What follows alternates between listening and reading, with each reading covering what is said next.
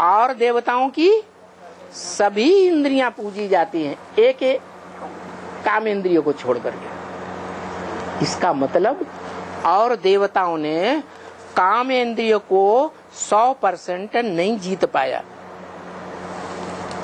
एक ने जीता।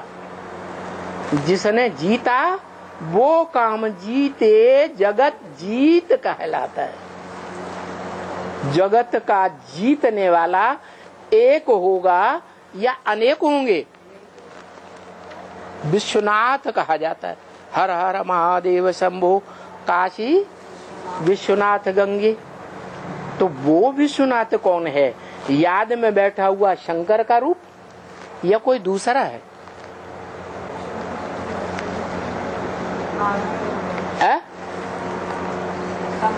अरे भारत में पूजा भी जाता है, उसकी सबसे जास्ती पूजा भारत में और सारी दुनिया में भी दिखाई गई है। खुदाइयों में लिंग मूर्तियां सबसे जास्ती मिली और शिव आत्माओं का बाप कहते हैं। मैं न पूजी बनता हूँ न पुजारी बनता हूँ। तो बताओ ये शिवलिंग पूज्य है या नहीं है? पूज्य है। और शिव बाप, आत्माओं का बाप, वेद का बाप क्या कहते हैं? मैं न पूज्य बनता हूँ न पुजारी बनता हूँ। तो ये शिवलिंग जो है पूज्य है या नहीं है? पूज्य है। तो किसकी यादगार है? साकार है, वो आप समान बनता है। हाँ, योगी है, योग लगा रहा है तो अपूर्ण है। और योग संपन्न स्टेज को पहुंच गया तो योगीश्वर है, योगियों का ईश्वर है। योगी राज है, योगियों का राजा है। तो राजा होगा तो योगियों को कंट्रोल करेगा या नहीं करेगा? है?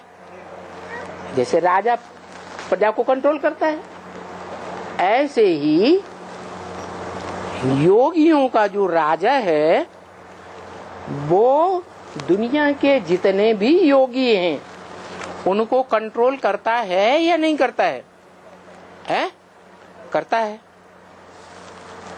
तो जो कंट्रोल करता है उसकी यादगार कुछ दिखाई गई है? अच्छा, 4 चित्रों में से बताओ।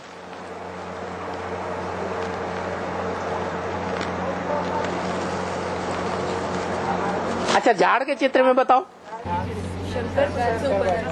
हाँ, झाड़ के ऊपर एकदम मनुष्य सृष्टि का जो झाड़ है उसमें सबसे ऊपर बैठा हुआ ऊंचे ते ऊंचा करता क्या कर रहा है?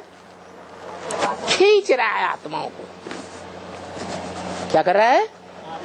आत्माओं को खींच रहा है, आकर्षित कर रहा है। इसलिए भक्ति मार्ग वालों ने उसको तो नहीं पहचाना पूरा। क्या पहचाना भी तो वही याद में बैठे हुए शंकर को पहचान लिया, या तो कृष्ण को कह दिया। कृष्ण माने आकर्षण करने वाला, वो सबको आकर्षित करता है। लेकिन वास्तव में न कृष्ण आकर्षण करता है न योग लगाने वाला अपूर्ण योगी शंकर आकर्षित करता है। आकर्षित कौन करता है?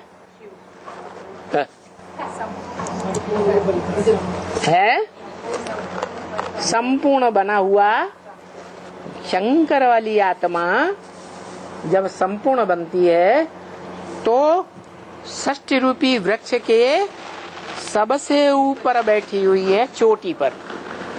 क्या? उसका नाम ही है ब्राह्मण चोटी। कैसी चोटी? ब्राह्मण चोटी।